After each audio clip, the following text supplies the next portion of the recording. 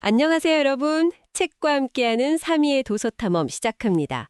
오늘 저희가 함께 깊이 파고들 자료는 레너드 코페트의 명저 야구란 무엇인가입니다. 야구 팬이라면 아마 한 번쯤은 들어보셨을 이름이죠? 네, 정말 명저 중에 명저죠. 이 책이 정말 재밌는 게 단순히 공은 이렇게 치고 저렇게 던져라 하는 그런 기술 서적이 아니더라고요. 오히려 야구라는 스포츠의 본질, 또 그 안에 담긴 철학을 파고드는 아주 깊이 있는 통찰을 담고 있습니다. 맞습니다. 오늘은 책의 서문하고 제1장 타격에 담긴 핵심적인 내용들을 좀 집중적으로 파헤쳐볼까 합니다. 다음 시간에는 피칭에 대해 이야기 나눌 예정이니까 그것도 많이 기대해 주세요. 먼저 이 책의 접근 방식 자체가 굉장히 독특하게 느껴졌어요. 보통 야구책이라고 하면 유명한 선수의 기록을 쫙 나열하거나 기술적인 분석에 치중하기 마련인데 저자는 완전히 다른 길을 가더라고요. 네, 맞아요. 누가 무엇을 했다, 이런 사실 나열 대신에 우리가 이미 다 안다고 생각하는 것들을 다시 한번 들여다보자고 제안하잖아요. 마치 경기 중에 선수들끼리 손가락으로 아웃 카운트 서로 확인시켜주는 것처럼요. 바로 그 지점이 이 책의 심장이라고 할 수 있어요. 저자가 책 전체를 통해 아주 일관되게 주장하는 핵심 철학이 바로 거기서 나오거든요. 아, 그 유명한 말이요? 네, 바로 야구는 과학이 아닌 예술이다라는 선언입니다. 야구가 과학이 아니라 예술이다. 생각해보세요. 과학은 법칙에 따라 움직이죠. 특정 조건에 특정 요소를 넣으면 언제나 예측 가능한 동일한 결과가 나와야 하잖아요? 그쵸. 근데 야구가 그런가요? 전혀 아니죠. 야구에는 선수의 직관, 그 순간의 의지, 컨디션, 심리 상태 같은 예측 불가능한 인간적인 요소가 너무 많이 개입이 돼요. 그러니까 같은 투수가 어제랑 똑같은 구속이랑 회전으로 공을 던져도 타자가 누구냐에 따라서 또 그 타자의 오늘 기분이 어떠냐에 따라서 결과는 완전히 달라질 수 있다는 말씀이시군요. 정확합니다. 그래서 저자는 최고의 선수나 감독조차 완성된 존재가 아니라고 말해요. 완성을 향해 끊임없이 나아가는 예술가라고 표현합니다. 그리고 이 책은 우리가 그 그라운드라는 무대 위에서 펼쳐지는 예술을 더 깊이 이해하고 감상할 수 있도록 돕는 안내자 역할을 하겠다는 거고요. 와, 단순히 경기 결과만 보는 게 아니라 그 안에 숨겨진 선수들의 생각과 의도를 읽어내는 눈을 길러주는 거죠. 와, 야구를 예술이라는 관점으로 바라보니까 갑자기 선수들이 다르게 보이는데요. 그럼 그 예술가들의 가장 화려한 퍼포먼스라고 할 수 있는 타격에 대해 본격적으로 한번 이야기 나눠볼까요? 네, 좋습니다. 책에서도 이 타격의 기술적인 측면보다 정신적인 준비 자세를 먼저 강조하는 점이 아주 인상 깊었어요.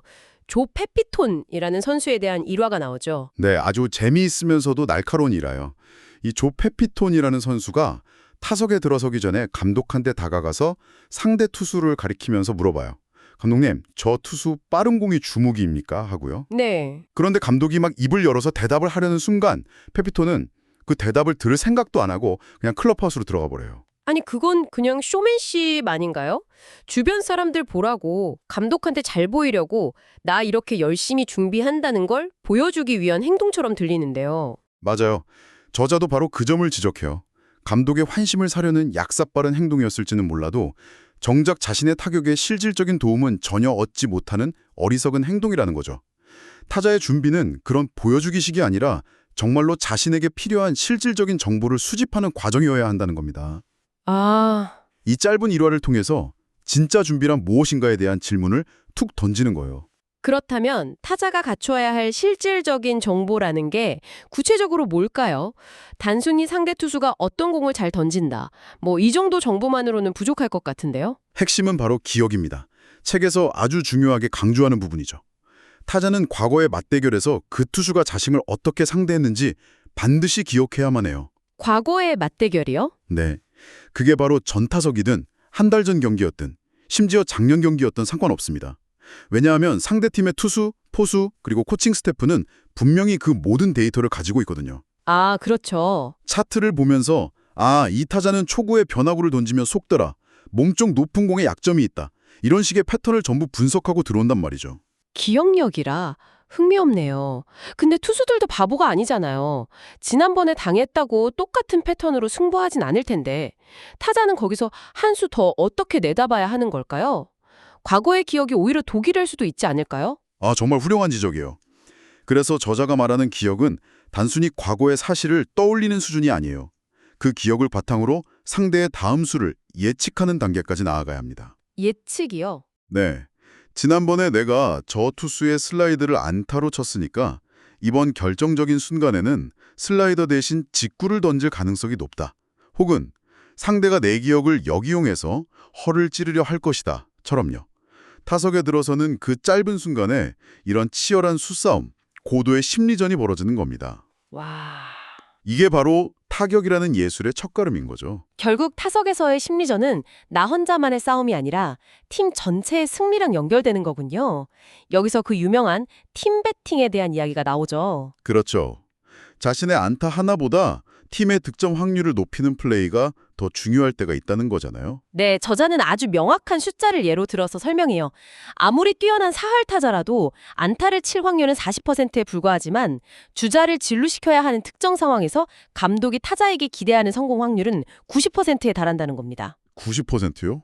와, 엄청나네요. 예를 들어 무사주자 2루 상황을 한번 생각해보죠. 여기서 타자의 가장 중요한 임무는 홈런이나 장타가 아니에요. 아, 그렇죠. 최소한 내야 땅볼을 치더라도 2루 주자를 3루로 보내는 겁니다. 그러려면 공을 당겨치기보다 우측으로 밀어치는 게 유리하고요. 이게 말처럼 쉽지 않을 것 같아요. 특히 요즘 야구에서는 개인 성적이 계약이나 연봉 협상에 직접적인 영향을 미치는데 내 타율을 깎아먹으면서 기록지에 남지도 않는 플레이를 선뜻하기는 어려울 것 같거든요. 맞아요. 바로 그 지점에서 선수의 프로페셔널리즘과 이기심이 충돌하는 거죠. 이런 플레이는 희생번트처럼 기록되지도 않기 때문에 타자의 타율은 떨어질 수밖에 없어요. 네. 하지만 팀을 먼저 생각하는 선수는 자신이 안타를 칠 기회를 기꺼이 포기하고 이런 역할을 수행합니다. 그리고 저자는 강조하죠. 기록지에는 드러나지 않지만 감독과 동료들은 이런 플레이의 가치를 분명히 알고 고맙게 생각한다고요. 이게 바로 눈에 보이지 않는 팀워크의 본질이라는 겁니다. 그런데 이렇게 팀을 위한 희생정신과는 완전히 정반대의 길을 걸어서 위대해진 선수도 있잖아요. 이 책 읽으면서 가장 충격적이었던 부분인데 바로 테드 윌리엄스의 이야기입니다. 아, 정말 흥미로운 사례죠. 팀플레이의 개념을 완전히 다른 차원에서 생각하게 만드는 이야기입니다. 당시 상대 팀들이 좌타자인 테드 윌리엄스를 상대할 때 극단적인 수비 시프트를 사용했어요. 네, 저도 그 얘기 들었어요. 2루수를 1루랑 2루 사이에 깊숙이 배치하고 유격수는 2루 베이스 근접으로 옮기는 식으로 수비수 대부분을 오른쪽으로 몰아넣었죠. 왼쪽은 거의 텅 비어 있는 거나 마찬가지였겠네요. 네, 그렇죠. 보통 타자라면 텅 빈 왼쪽으로 살짝 밀어쳐서. 쉽게 안타를 만들려고 했겠죠. 그렇죠. 팬들은 물론이고 타이콥 같은 전설적인 타자들조차 왜 밀어치지 않느냐고 비난했어요. 하지만 윌리엄스는 엄청난 고집으로 자신 본연의 스윙, 즉 강하게 땡겨치는 스윙을 계속했습니다. 와, 그의 주장은 이거였어요. 상대가 두려워하는 것은 마의 단타가 아니라 홈런이다. 그들의 의도대로 내가 밀어쳐서 단타를 만드는 건 결국 그들의 전략에 놀아나는 소극적인 야구일 뿐이다. 잠깐만요. 이건 거의 오만함에 가까운 고집 아닌가요? 팀이 안타 하나가 정말 급한 상황일 수도 있는데 나는 내 방식대로 홈런을 노리겠다니. 이게 어떻게 용납이 됐을까요? 감독이나 동료들이 속 터졌을 것 같은데요? 그게 바로 윌리엄스가 보통 선수가 아니었기 때문이죠. 그의 홈런 한 방이 경기 전체의 흐름을 바꿀 수 있다는 걸 모두가 알고 있었으니까요. 윌리엄스의 주장은 더 큰 그림을 보고 있었던 거예요. 내가 저들의 시프트에 굴복해서 단타 몇 개를 더 치는 것보다 나의 가장 큰 무기인 홈런의 위압감을 유지하는 것이 장기적으로 팀에 더 큰 도움이 된다. 어떻게 보면 이것이야말로 가장 차원이 높은 팀플레이라고 주장한 셈입니다. 자신의 예술가적 신념을 지키는 것이 곧 팀을 위한 길이라는 확신이었죠. 와, 정말 흥미로운 관점이네요. 자신의 철학을 고수하면서 최고의 결과를 추구한 테드 윌리엄스가 있다면 정반대로 모든 욕심을 내려놓았을 때 최고의 예술을 만들어낸 선수도 있다는 게 이 책의 백미인 것 같아요. 맞습니다. 미키 멘틀의 이야기로 넘어가 볼까요? 네, 이 책의 타격 챕터를 마무리하는 아주 극적인 일화입니다. 1958년 월드시리즈 4차전, 뉴욕 양키스가 3연패로 벼랑 끝에 몰린 상황이었어요. 9회 말 2아웃, 주자는 1루와 3루, 스코어는 동점. 그야말로 일촉즉발의 순간에 미키 멘틀이 타석에 들어섭니다. 끝내기 주자가 3루에 있으니 사실 홈런은 전혀 필요 없는 상황이었네요. 그냥 내야수 사이로 빠져나가는 안타 하나면 경기가 끝나는 거잖아요. 바로 그겁니다. 책의 표현을 빌리자면 홈런이 되려다만 외야 플라이 따위는 아무 소용이 없었다는 거죠.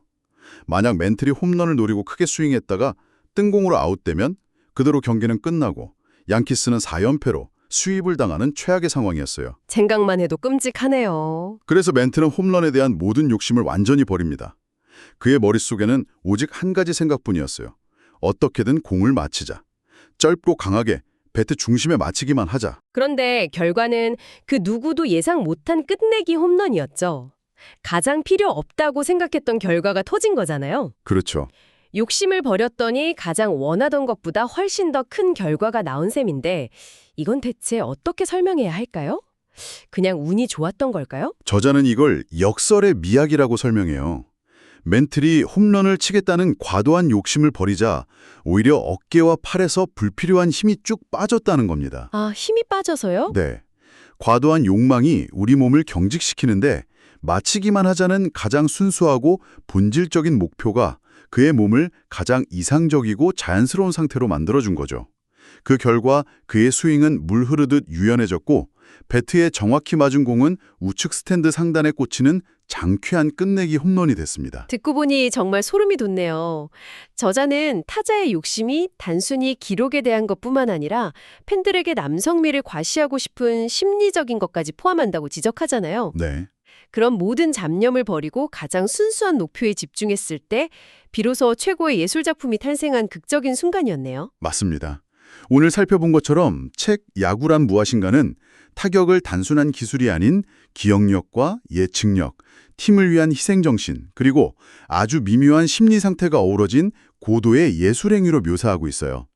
자신의 예술가적 신념을 굽히지 않고 더 큰 그림을 본 테드 윌리엄스, 그리고 반대로 거대한 욕심을 버림으로써 최고의 결과를 얻어낸 미키 멘틀.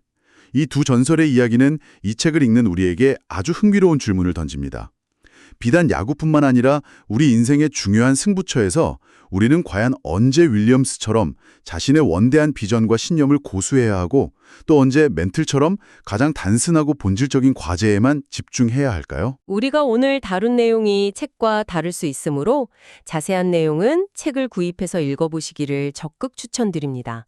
책과 함께 항상 행복한 하루하루 되십시오.